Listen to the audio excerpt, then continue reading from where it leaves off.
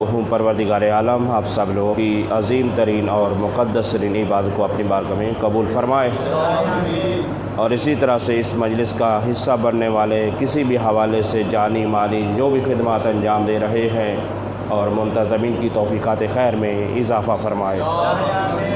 قبل اس کے کہ گفتگو کا آغاز کروں، چند دعائیہ جملے یہ ہیں کہ ایک مریض کے لیے دعا کے لیے کہا گیا ہے، شہباز نام ہے اور وہ مریض ہیں۔ آپ سب دعا کیجیے گا بیمار کربلا کے صدقے میں اس شہباز صاحب کو شفائے کلی اور شفائے عاجلہ عطا فرمائے۔ اسی کے ساتھ سورہ فاتحہ کی اپیل کی گئی ہے۔ غلام علی غلام حسین شہربانو بنت نوروز علی خان، اور آپ اپنے اپنے بھی مرحومین کو یہ ذہن میں یاد رکھا کریں کہ جتنا بھی آپ کتنے لوگوں کو بھی ایڈ کر سکتے ہیں، دینے والی خدا کی ذات ہے، تو جتنوں کا نام لیا جائے ان کو بھی وہ دیتا ہے، اور جن کو ذہنوں میں جگہ دی جائے ان کو بھی وہی ذات عطا کرنے والی ہے۔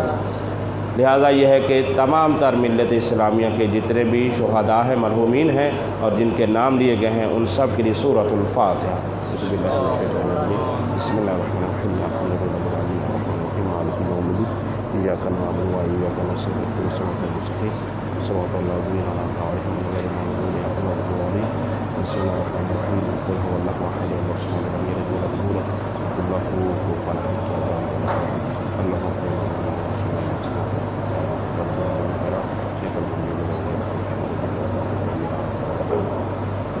صلوات پڑھ دیں محمد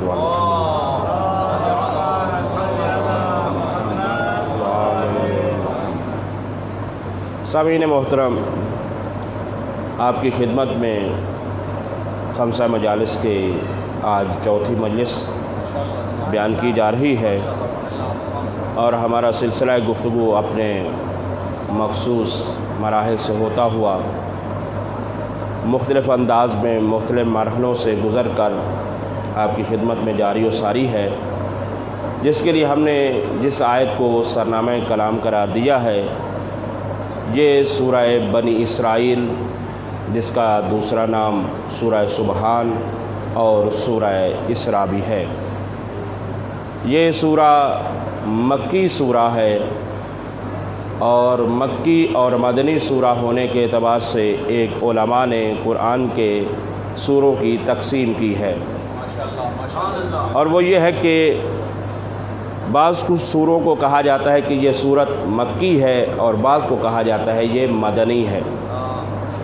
پھر اس کا ملاک الگ قرار دیا ہے کہ مکی ہونے کی کیا وجوہات ہیں اور مدنی ہونے کی کیا وجوہات ہیں۔ یعنی یہ واضح ہے، آپ کوئی بھی سورت نکالیں گے اس کے اوپر یہ دو نام ضرور ہوں گے، یا تو وہ مکی کہلاتی ہے یا وہ مدنی کہلاتی ہے۔ مکی ہونے کے لیے کیا معیار ہے کہ جس کو کہا جائے کہ یہ سورہ مکی ہے یا مدنی ہے؟ اس کے اندر علماء مفسرین کا بہت زیادہ اختلاف پایا جاتا ہے، اور وہ اس اعتبار سے یہ ہے کہ بعض نے یہ کہا ہے کہ وہ صورتیں جو لمبی صورتیں ہیں اور وہ صورتیں جو چھوٹی صورتیں ہیں، لمبی صورتوں کو مدنی کہا گیا ہے اور چھوٹی صورتوں کو مکی کہا گیا ہے۔ ایک تقسیم یہ ہے۔ ایک تقسیم یہ کی جاتی ہے کہ وہ صورتیں جس کے اندر عقائد کو زیادہ بیان کیا گیا ہے وہ مکی ہیں، اور جن کے اندر احکام الہیہ کو بیان کیا گیا ہے وہ ہے مدنی۔ گھبراتے نہیں ہیں یہ؟ اللہم صلی علی محمد وعلی کیونکہ یہ تعلق ہے ان گفتگو کا علوم قرآن کے ساتھ، یعنی علم قرآن کے ساتھ اس کا انتہائی گہرا تعلق ہے۔ جیسا کہ میں یہ سمجھتا ہوں کہ اگر آپ میں سے کسی سے پوچھا جائے، پریشان نہیں ہونا، مثلا پوچھا جائے کہ حضرت علی اکبر علیہ السلام کی کتنی عمر ہے، بتائیے گا ذرا۔ اکثر کو معلوم ہے کیا ہے، 18 سال۔ اسی طرح سے یہ ہے کہ شہزادہ قاسم کی مثلا عمر کتنی ہے، مثلا 13 سال، ماشاءاللہ۔ تو جس طرح سے توجہ کیجیے گا، جس طرح سے آپ کو قرآن ناطق کے بارے میں معلومات ہے، اسی طرح سے قرآن صامت کی بھی معلومات ہونی چاہیے۔ یا قرآن ہی قرآن ہے عزیزان گرامی، تو قرآن کے بارے میں بھی معلومات اسی طرح سے کہ مکی کو مکی کیوں کہا جاتا ہے سورت ہے، اور مدنی سورہ کو مدنی سورہ کیوں کہا جاتا ہے۔ تو عرض کر رہا تھا کہ مختلف معیار قائم کیے ہیں مفسرین نے، مثلا ان میں سے عقائد کو جو بیان کرے وہ کیا ہے، مکی ہے، اور جو احکام کو بیان کرے وہ ہے مدنی۔ اس کے علاوہ کہا گیا ہے کہ جو سورت مکہ میں نازل ہوئی ہے، ٹھیک ہے، اسی طرح سے جو مکہ میں نازل ہوئی ہے اسے کہا جائے گا مکی، اور جو مدینہ میں نازل ہوئی ہے اسے کہا جائے گا مدنی۔ پھر اسی طرح سے تقسیم یاد تو رہے گی یا نہیں؟ چلے کسی حد تک ایک ذہن میں خاکہ تو رہ جائے گا کہ ہم نے یہ باتیں سنی ہیں، کہیں بات ہو تو آپ پہنچ جائیں۔ بعض دفعہ یہ ہے، ذرا یہاں پر دیکھنے کے ساتھ تعلق ہے، فرض کریں کہ یہ ہے مکہ اور یہ ہے مدینہ، مثلا اسی طرح سے بلا تشبیہ کہیں گے مکہ اور مدینہ۔ ایک تو یہ ہے کہ جو مکہ میں نازل ہوئی وہ کہلائے گی مکی، اور جو مدینہ میں نازل ہوئی وہ کہلائے گی مدنی۔ اب اسی طرح سے بعض نے یہ کہا ہے کہ جو مکہ اور مکہ کے اطراف میں نازل ہوئی ہے، توجہ فرمائیں، جو مکہ اور مکہ کے اطراف میں نازل ہوئی ہے اسے کہا جائے گا مکی، اور جو مدینہ اور مدینہ کے اطراف میں نازل ہوئی ہے اسے کہا جائے گا مدنی۔ پھر اسی طرح دیکھیں، یہ ساری یاد رکھنے والی باتیں ہیں۔ ایک تقسیم یہ ہے کہ جو ہجرت سے پہلے جو بھی سورت یا جو بھی آیت نازل ہوئی ہے، جب پیغمبر نے مکہ سے ہجرت نہیں کی تھی، یعنی وہ 13 سالہ زندگی جو مکی زندگی بعثت کے بعد گزاری ہے، تو ان 13 سالوں میں جو بھی سورہ یا جو بھی آیت نازل ہوئی ہے اسے کہا جائے گا مکی۔ اور اس کے بعد جب پیغمبر ہجرت کر کے مدینے چلے گئے، گو اس کے بعد توجہ رہے، گو اس کے بعد اگرچہ مدینہ میں بظاہر نہیں بھی تھے، اگرچہ ہو سکتا ہے مکہ ہی میں ہو، توجہ رہے، کیونکہ پیغمبر حج کرنے کے لیے مکہ بھی تو آئے تھے اور یہ ہجرت کے بعد آئے تھے، یعنی 13 سال بعثت کے گزرنے کے بعد جب مدینہ میں آ گئے، اور مدینہ کی زندگی وہ 10 یا 11 سالہ جو زندگی مدینہ کی ہے، تو اس کو کہا جاتا ہے کیا، یہ ہے مدنی زندگی، اور اس میں جو آیت یا کوئی سورہ نازل ہوا اسے کہا جائے گا مدنی سورہ، اگرچہ یہ نازل مکہ ہی میں کیوں نہ نازل ہوا۔ بات واضح تو ہو رہی ہے نا؟ یعنی جس طرح سے ذہن میں رہے کہ یہ پیریڈ بعد والا جو ہے اس کو مد نظر رکھا جائے گا، یعنی جگہ کو ملحوظ خاطر نہیں رکھا جائے گا کہ کس جگہ پر نازل ہو رہی ہے، زمانے کو مد نظر رکھا جائے گا۔ اگر ہجری کے پہلے 13 سال ہیں، ٹھیک ہے، اور اگر وہ پہلے ان کے 13 ہجرت سے پہلے والے 13 سال ہیں تو اسے کہا جائے گا مکی، اور اس کے بعد والے ہجرت کرنے کے بعد والے ہیں تو اسے کہا جائے گا مدنی۔ بہرحال یہ ہے اس طرح کی تقسیم۔ اب ذہن میں آ گئی باتیں؟ اب یہی سورہ سبحان اسے کہا جاتا ہے، اور سورہ اسراء بھی کہا جاتا ہے، اور سورہ بنی اسرائیل بھی کہا جاتا ہے۔ میں ایک پیچیدہ گفتگو کی طرف جانا چاہتا تھا، اس وجہ سے میں نے آپ کو اتنی زحمت دی ہے، مشکل بحثیں ہوتی ہیں بعض، اور وہ یہ ہے کہ اب پیغمبر کی ایک ہے معراج، جسے معراج پیغمبر کہا جاتا ہے۔ شب معراج آپ سنتے ہیں نا، وہ شب معراج اس کو تقسیم کیا جاتا ہے۔ بعض لوگوں نے اس کو کہا ہے کہ پیغمبر کو معراج ہوئی تھی مدینے میں، بعض نے کیا کہا کہ پیغمبر کو معراج ہوئی مدینے میں، اور وہ مدینے کی روایات کو لے کر چلے، جبکہ اسی صورت کو ابھی بھی آپ قرآن یہاں پر موجود ہے، آپ اٹھا کے دیکھ لیجئے گا اپنے گھروں میں، جہاں تک میری آواز جا رہی ہے آپ اس کو دیکھ سکتے ہیں۔ آپ ابھی اس وقت دیکھیں گے تو اس سورہ کو کہا گیا ہے کہ یہ ہے سورہ مکی۔ توجہ فرما، یہ جب سورہ ہے مکی تو یہ کیسے ممکن ہے کہ بعض والی آیتوں کے بارے میں تو کہا جائے لیکن پہلی آیت ہی مکی نہ کہی جائے؟ توجہ فرما رہے، یعنی پہلی آیت کو کہا جائے یہ سورہ مکی ہے لیکن آیت مکی نہیں ہے، تو کیا یہ ممکن ہے؟ کیا عقل کو اس کو قبول کرنے کے لیے تیار ہے؟ ہرگز تیار نہیں ہے۔ جب سورہ مکی ہے تو اس کی کم سے کم باقی آیات کے بارے میں اگر اختلاف ہو تو ہو، لیکن پہلی آیت کے بارے میں اختلاف نہیں ہو سکتا۔ تو پہلی آیت بیان کس کو کر رہی ہے؟ پہلی آیت معراج پیغمبر کو بیان کر رہی ہے۔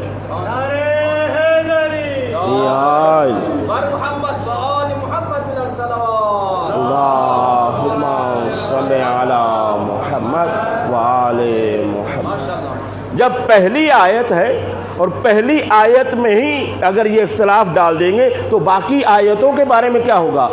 تو جب سورہ مکی ہے تو ضروری ہے کہ یہ آیت کم سے کم پہلی آیت مکی ہونی چاہیے، تب جا کر اس کو مکی کہا جا سکتا ہے۔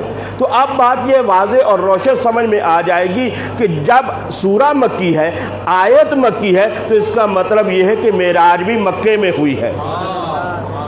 اب جب معراج پیغمبر مکے میں ہوئی ہے تو اب ان کو کیا پتا جو رسول کی زندگی میں مدینے میں آئے؟ اب اگر کوئی وہ ایسی روایت کو بیان کرے کہ جی ایسے ہوا تھا ایسے ہوا تھا، بھائی اس وقت تو آپ تو رسول کی زندگی کا حصہ ہی نہیں تھے۔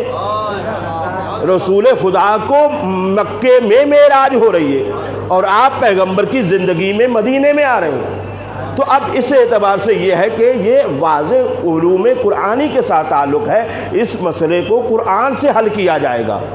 تو اب یہ ہے کہ یہاں تک جب آپ کو اتنی زحمت دی ہے تو اب واضح اور روشن ہوئی اس حوالے سے کہ ایک بہت بڑی مشکل جو ہے عالم اسلام کے اندر ایک پائی جاتی ہے، وہ یوں حل ہوتی ہے علوم قرآن کے ذریعے سے کہ یہ سورہ بھی مکی ہے اور اس کی پہلی آیت بھی مکی ہے، لہذا معراج بھی مکے میں ہی ہوئی ہے۔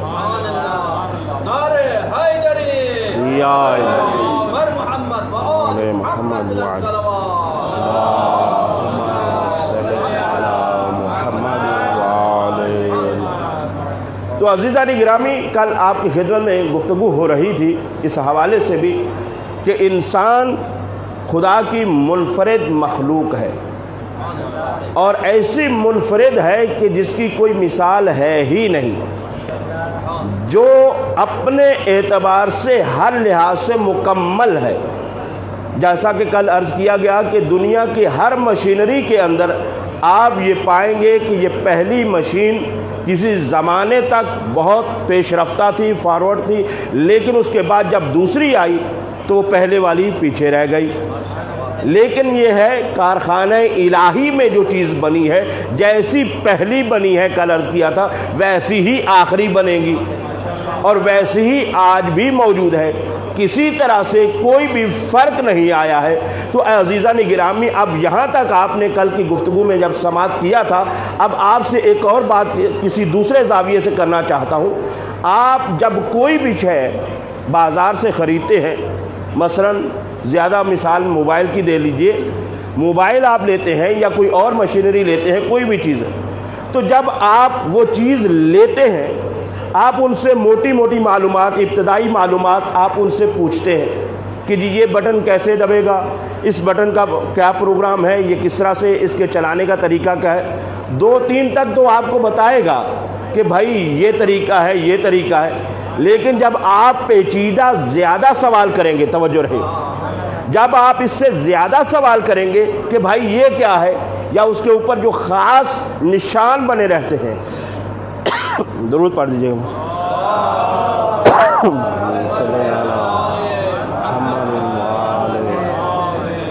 محمد وآل محمد صلی اللہ صلی علی محمد وآل حیدری۔ زندہ و سلامت رہیں۔ یہ بھی ٹھنڈا پانی بھی ایسے ہی ہے جیسے بندہ بارش سے بچنے کے لیے پر نالے کے نیچے آ کھڑا ہو جائے کہ میں بارش سے بچ جاؤں، پر نالے کے نیچے کھڑا ہو جائے گا تو بچے گا کیا؟ دوبارہ ٹھنڈا پانی خطیب کے لیے سخت ہوتا ہے، خطیب کے لیے نارمل پانی رکھا جائے. صحیح. میں گرمی میں کیونکہ اصل میں یہاں پہ اب تھوڑا سا موسم چینج ہوا ہے جب سے کراچی میں آیا ہوں, اس وجہ سے گلا متاثر ہوا ہے, ورنہ الحمدللہ اول سے لے کر آخر تک گلا صحیح رہتا ہے. وہ سارا دن وہاں پہ اے سی کے ساتھ پھر گرمی سردی, تو وہ اس سے گلا تھوڑا سا ڈسٹرب ہو رہا ہے.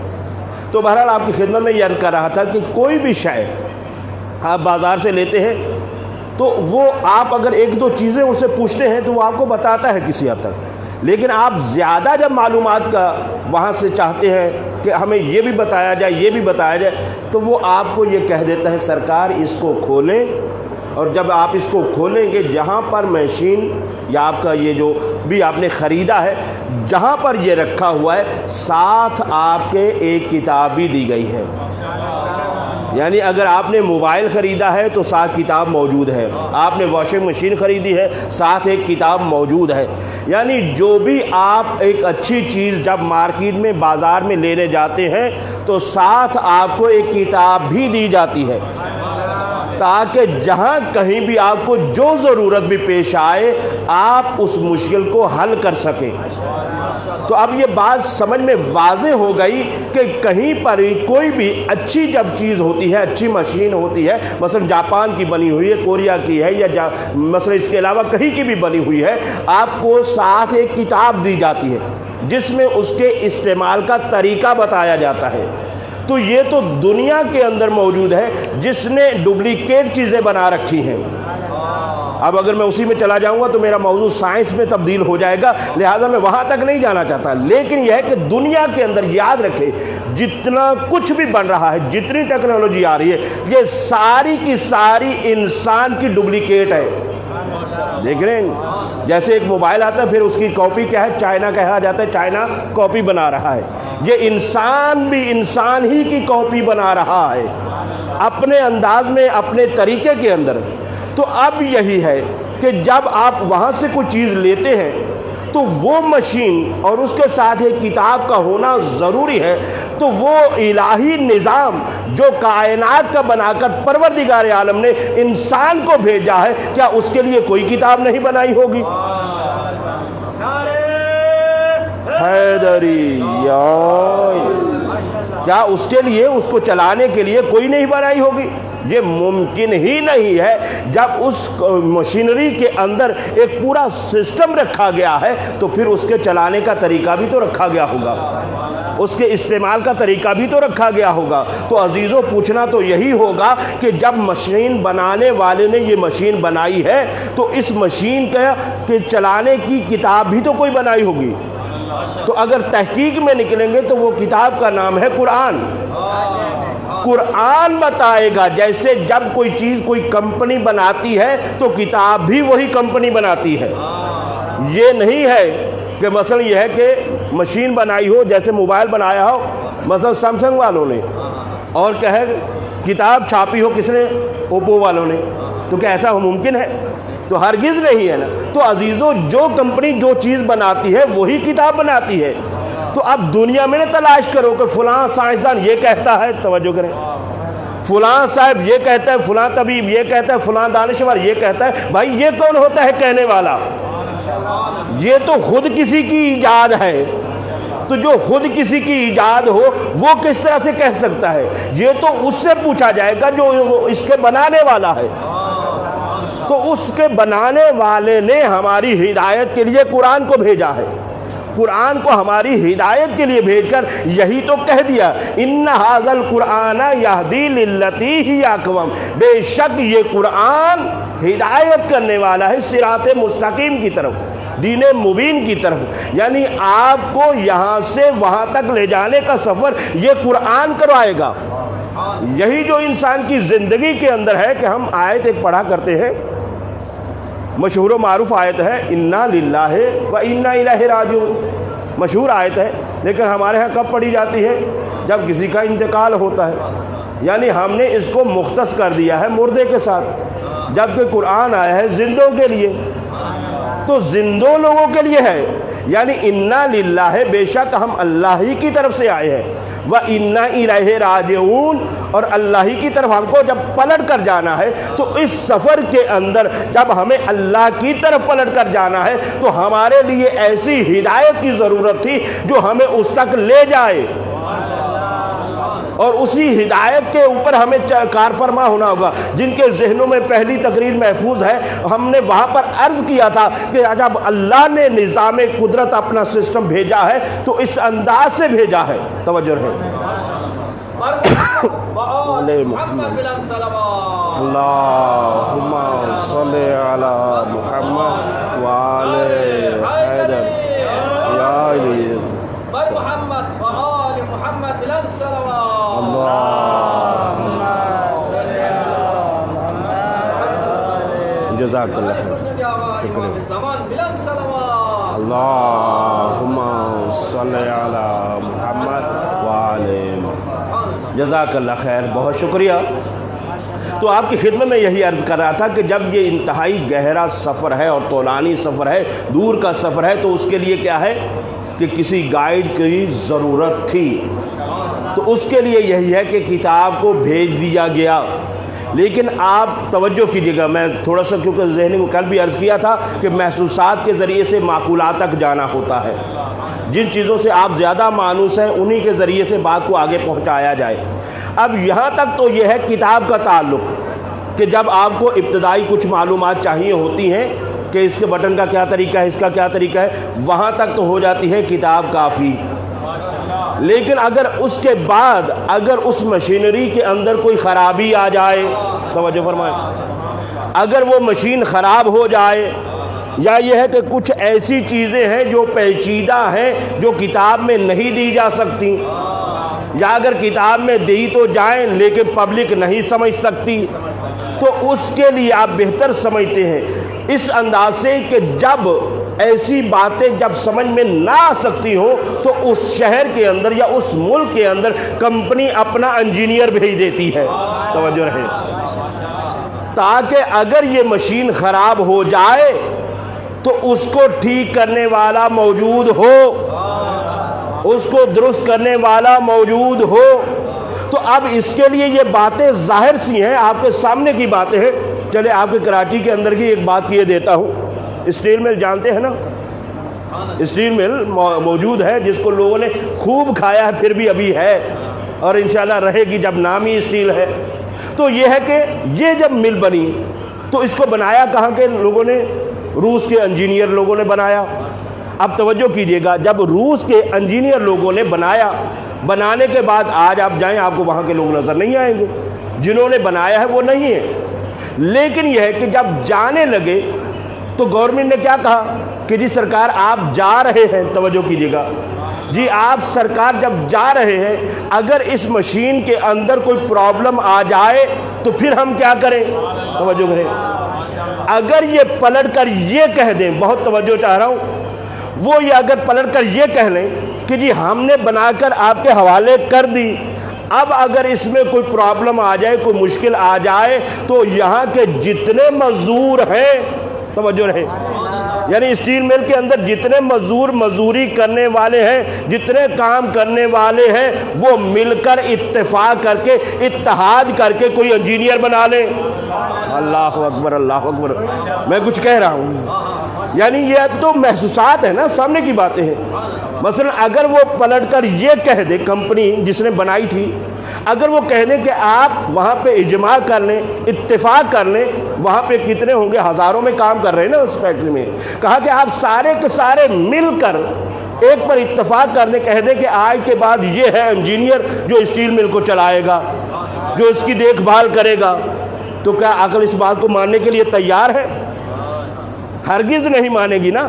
پاکستانی گورنمنٹ احتجاج کرے گی کہ بھائی ہم نے اتنا کروڑوں روپے اس لیے خرچ نہیں کیا تھا کہ تم اس کو بنا کر مزدوروں کے حوالے کر کے چلے جاؤ، ہائے ہائے ہائے، تم اس کو بنا کر مزدوروں کے حوالے کر کے چلے جاؤ۔ اب ہم یہی پوچھنا چاہتے ہیں، آج کی تقریر کا قیمتی جملہ آپ کو دینا چاہتا ہوں، اور وہ یہ ہے کہ جس دین مبین اسلام کی اس عظیم فیکٹری کو توجہ رہے، بلا تشبیہ کہہ رہا ہوں، اس عظیم دین مبین کی اس فیکٹری کو، انسان ساز فیکٹری کو، جس کے اندر انسانوں کی تعمیر ہونی تھی، انسانوں کی تربیت ہونی تھی، اس کو 1,24,000 انبیاء نے مل کر بنایا۔ اللہ اکبر، اللہ اکبر، حیدری یا علی، جس کو 1,24,000 انبیاء نے مل کر بنایا، اور اس کے آخری انجینئر کا نام محمد صلی اللہ علیہ وسلم ہے۔ صلی اللہ اکبر، اللہ رسول اللہ۔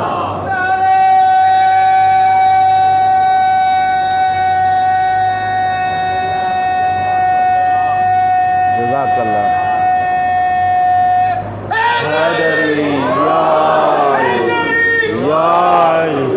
بات پہنچ رہی ہے نا انشاءاللہ تعالی۔ یعنی یہ ہے کہ جس کو 1,24,000 انبیاء نے مل کر بنایا، جب آخری نبی جانے لگے ہوں گے تو کیا امت نے نہیں کہا ہوگا؟ کیا امت نے نہیں پوچھا ہوگا؟ یا امت کو نہیں کہنا چاہیے تھا، یا نہیں پوچھنا چاہیے تھا؟ زبان حال میں یہی ہے کہ یقیناً کہا ہوگا۔ تو جیسے یہاں پر آپ نے مثال میں دیکھا ہے کہ جب کوئی کمپنی جانے لگتی ہے تو پیچھے اپنا انجینئر چھوڑ کر جاتی ہے کہ میرے بعد یہ ہے انجینئر، جو اس سے پوچھ لینا۔ تو اب عزیزو، دنیا کو غلط فہمی ہو سکتی تھی کہ کون ہو سکتا ہے، لہذا پیغمبر نے کسی گھر میں بیٹھ کر اس کا اعلان ہی نہیں کیا، بلکہ اعلان ایسے مقام پر کیا جہاں پر ایک نہیں بلکہ ایسے ایسے لوگ تھے جن کو 3 تمغے لگے ہوئے تھے۔ اللہ اکبر، 3 تمغے لگے ہوئے تھے۔ سب سے پہلے تمغے کا نام ہے مسلمان۔ حج پر بہرحال الحمدللہ مسلمان ہی جاتے ہیں۔ یہ ہے کہ مسلمان، دوسرا صحابی، ظاہر ہے کہ جو پیغمبر کی زیارت حالت ایمان میں کر چکے۔ کل میں انشاءاللہ تعالی اس پر بہت ہی انتہائی دقیق بات کرنے والا ہوں۔ میری اپنی طرف سے گزارش ہوگی کہ کل ضرور تشریف لائیں، یہ جو ابھی تشریف فرما ہے، اور اگر ہو سکے تو اپنے اور قریبی ساتھیوں کو دعوت فکر دیں کہ کل کی گفتگو بہت اہم ہونے والی ہے۔ دوسرا تمغہ کیا تھا؟ صحابیت کا۔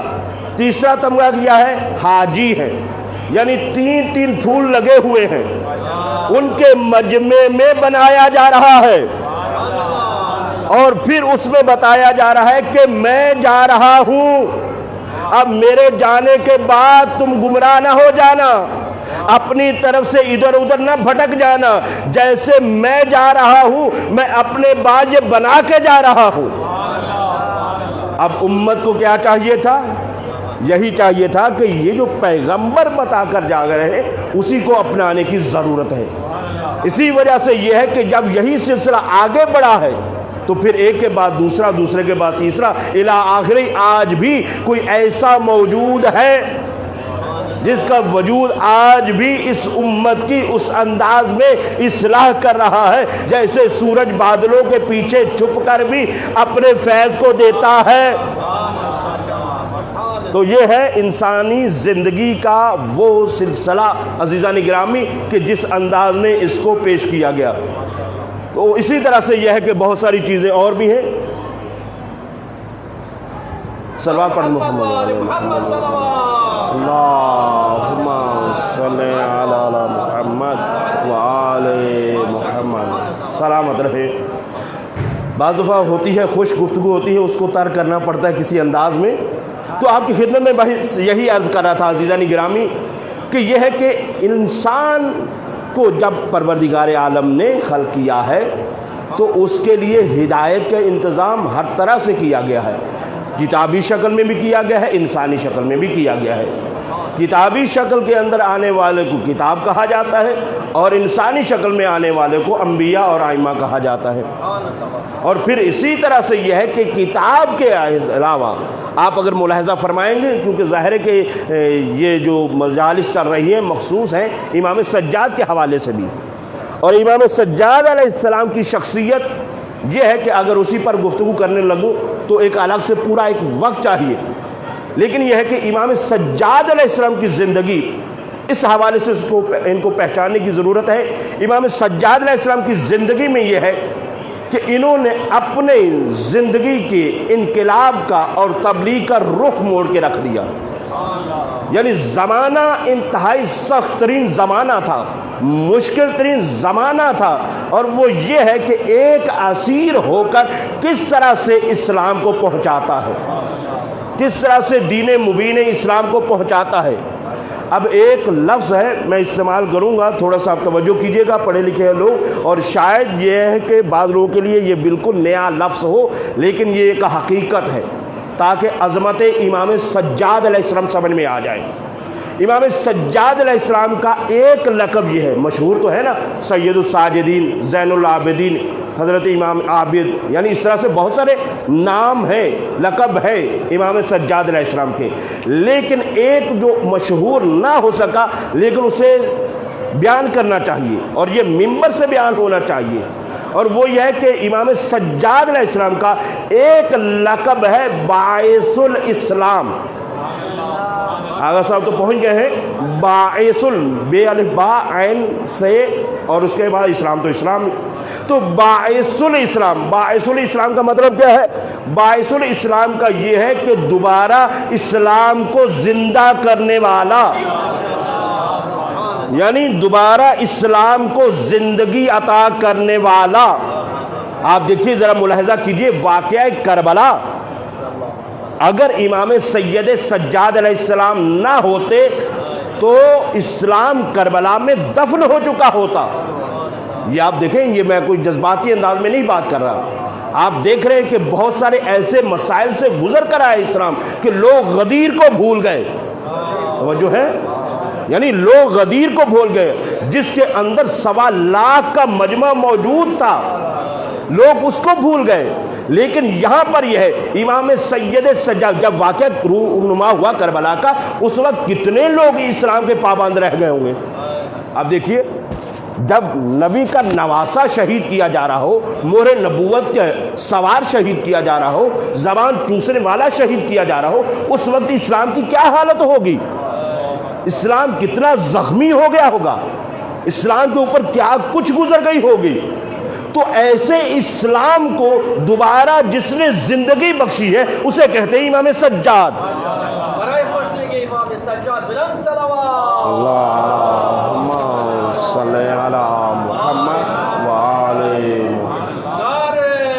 حیدر یاد۔ لہذا اسی وجہ سے امام سجاد علیہ السلام کی سماجی زندگی، سیاسی زندگی اور مذہبی اخلاقی یہ ساری زندگی کو پڑھنے کی ضرورت ہے، کیونکہ امام سجاد علیہ السلام واقعہ کربلا میں تقریباً 23 سال کے تھے، اور امام سجاد علیہ السلام کی جو شہادت ہوئی ہے تقریباً 57 سال کی عمر مبارک میں، زندگی میں کیا ہے ان کی شہادت ہوتی، یعنی 95 میں، 61 ہجری میں یہ واقعہ ہوا، 95 میں جب شہادت ہوتی ہے۔ یہ زمانہ امام سجاد علیہ السلام نے کیسا گزارا اور کس طرح سے دین کو احیاء کیا ہے، حتیٰ کہ یزید کے دربار میں کھڑے ہو کر اس وقت کا جو نظریہ قائم ہو رہا تھا اور اس کے اوپر بہت سارے لوگ کار فرما رہے، لوگ کا نظریہ یہ بن چکا تھا، اسلام ایک جبری دین ہے۔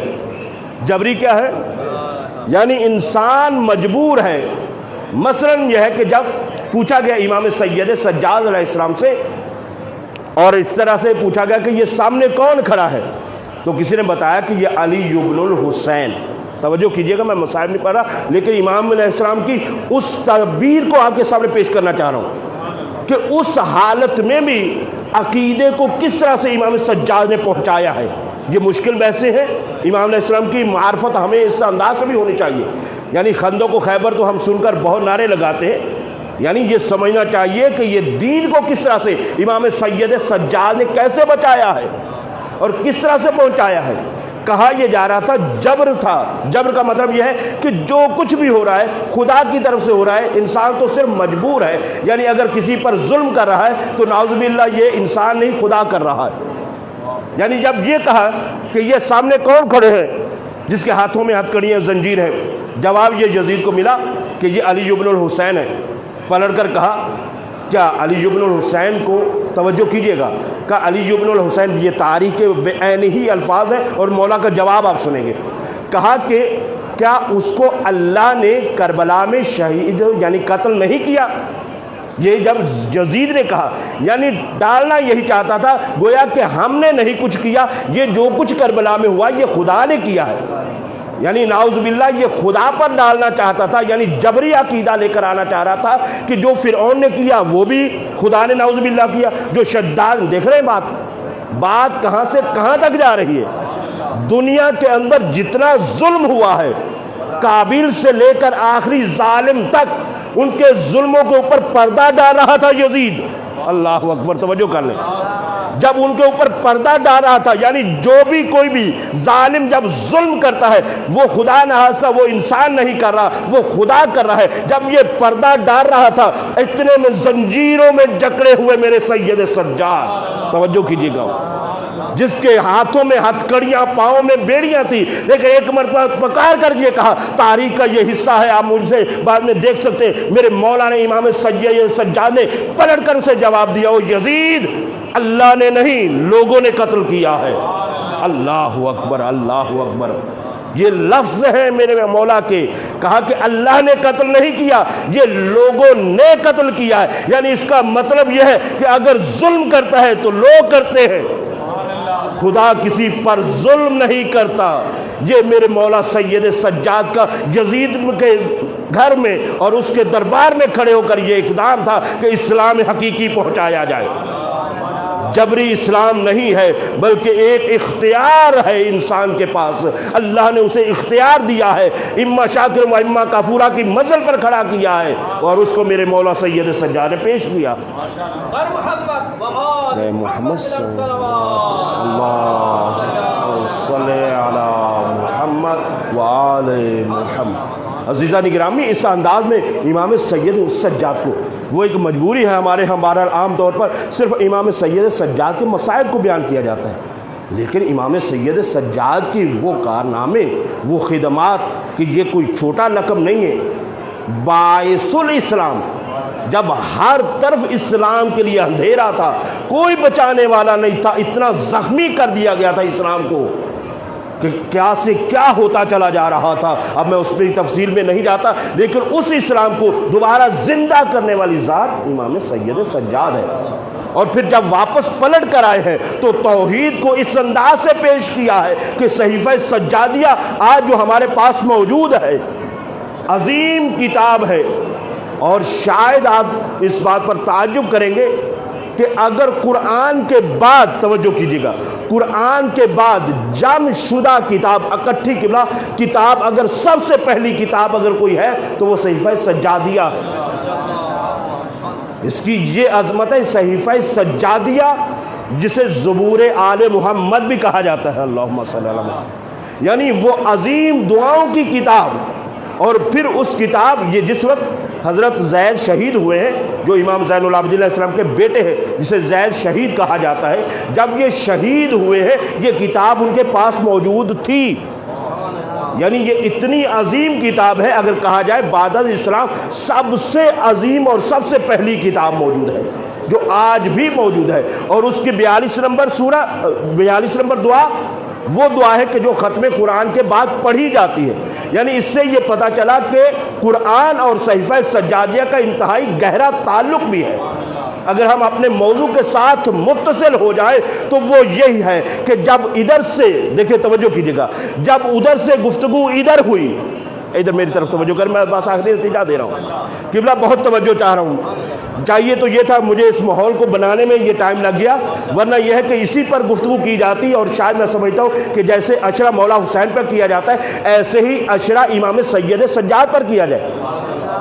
جب ادھر سے گفتگو ہوئی، جب یعنی خالق نے مخلوق سے گفتگو کی، توجہ چاہ رہا ہوں ہر بندے کی، قبلہ جب خالق نے مخلوق سے گفتگو کی تو وہ کیا کہلائی؟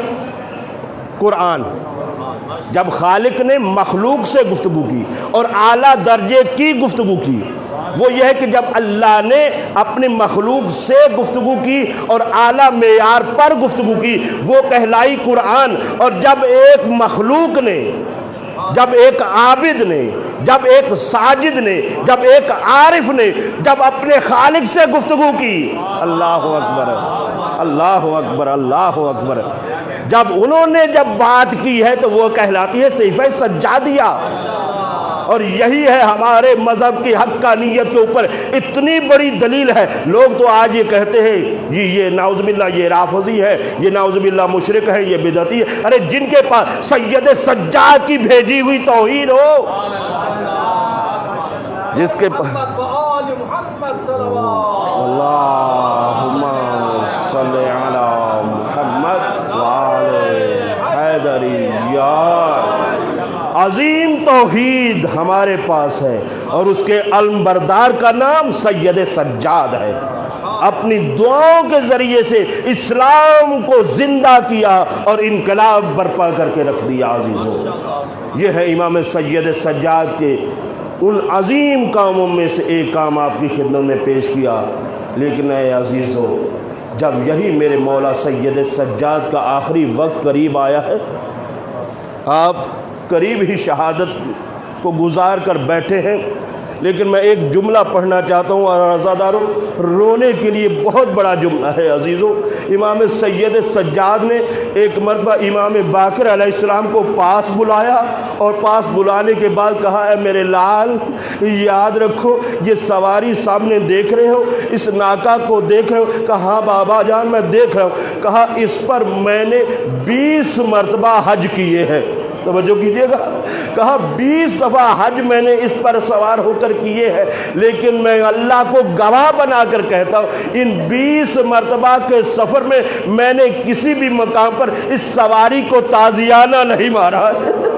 اجرکم علی اللہ عزادارو، جب میرے مولا سید سجاد نے یہ کہا ہوگا تو دل بھر آیا ہوگا، ارے میں تو وہ ہوں جس نے سواری کو کبھی تازیانہ نہ مارا، لیکن یہی میرا مولا سید سجاد کربلا سے کوفہ، کوفہ سے شام، مسلسل تازیانوں کی زد میں رہا۔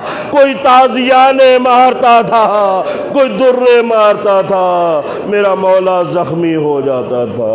وَسَيَعْلَمُ الَّذِينَ ظَلَمُوا أَيَّ مُنْقَلِبٍ يَنْقَلِبُونَ أَلَا لَعْنَةُ اللَّهِ عَلَىٰ قَوْمِ الظَّالِمِينَ۔ اے پروردگار عالم تجھے واسطہ ہے، بیمار کربلا کا جو کوئی بھی بیمار ہے، خصوصاً شہباز نامی شخص کے لیے کہا گیا ہے، پروردگار عالم ان کو شفائے کلی عطا فرما۔ اے پروردگار عالم اس کے علاوہ جو بھی ملت اسلامیہ کے اس دنیا سے جا چکے ہیں ان کو اعلیٰ علیین میں جگہ عطا فرما۔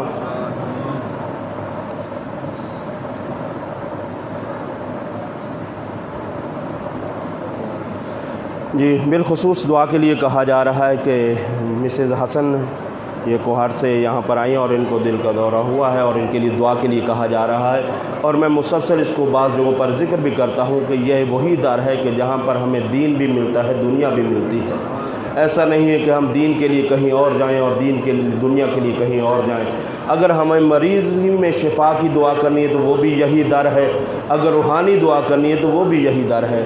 بس واسطہ اسی بیمار کا دیتے ہیں، بیمار کربلا کی بیماری کے صدقے میں جو کوئی بھی بیمار ہے، اور اسی طرح سے یہ ہے پروردگار عالم ان سب کو شفائے کلی عطا فرما۔